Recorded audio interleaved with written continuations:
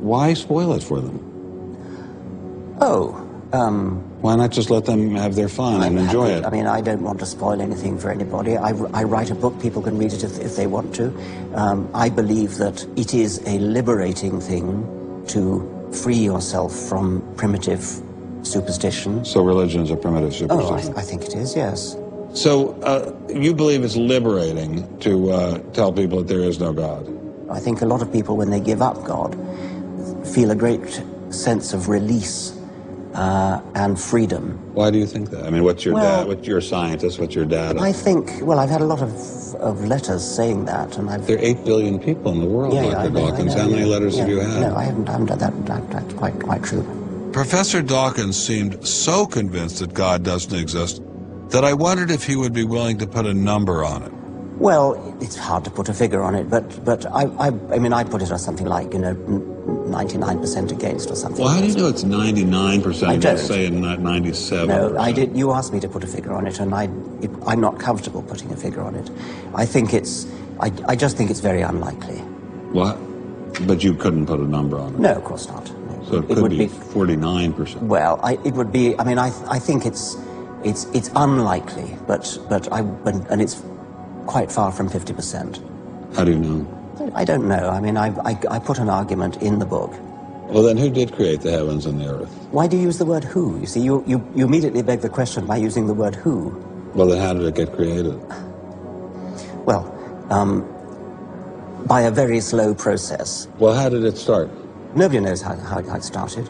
We know the kind of event that it must have been. We know the sort of event that must have happened for the origin of life. And what was that? It was the origin of the first self-replicating molecule. Right. How did that happen? I told you we don't know.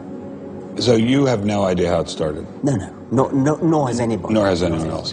What do you think is the possibility that intelligent design might turn out to be the answer to some issues in genetics or in evolution?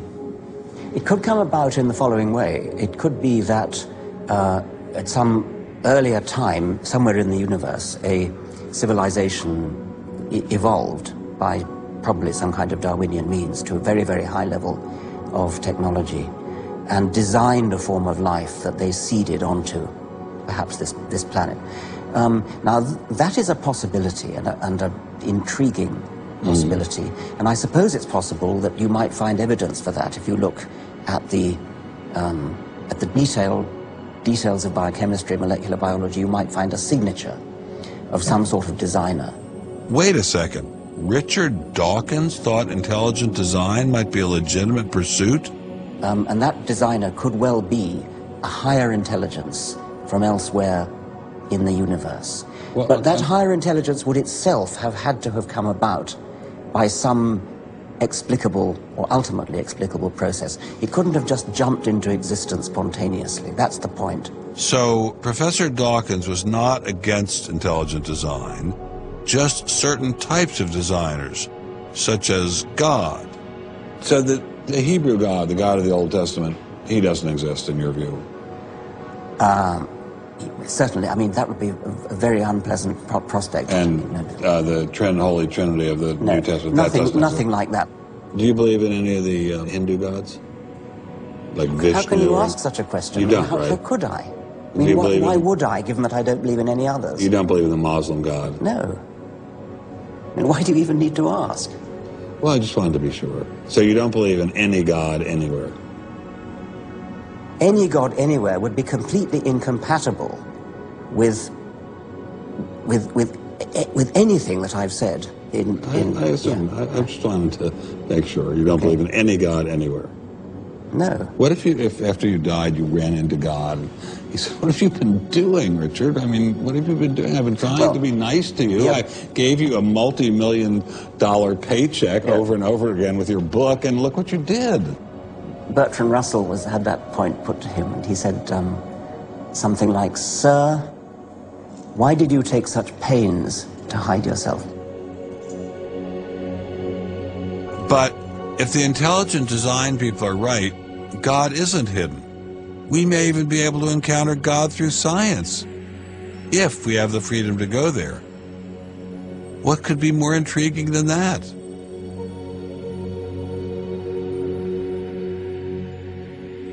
We take freedom for granted here in the United States.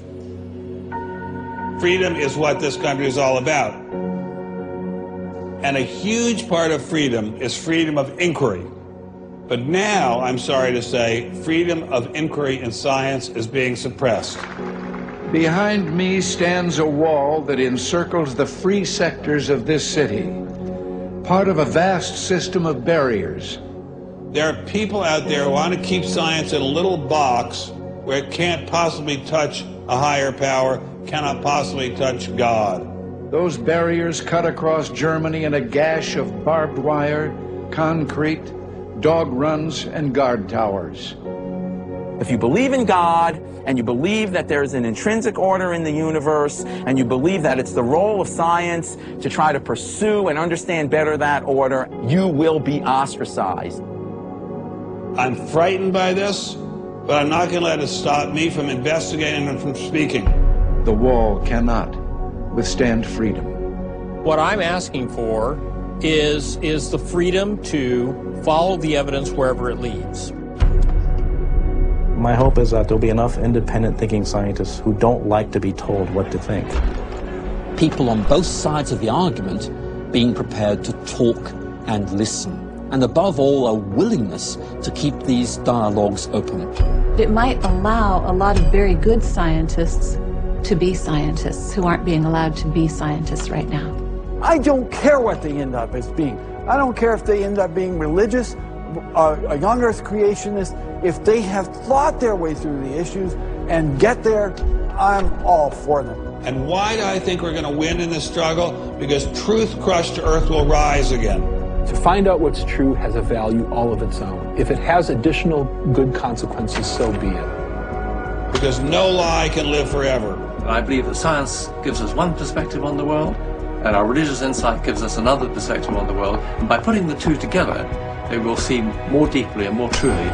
And if we will stand up for freedom, freedom is the victor. And if we all do that, we will overcome.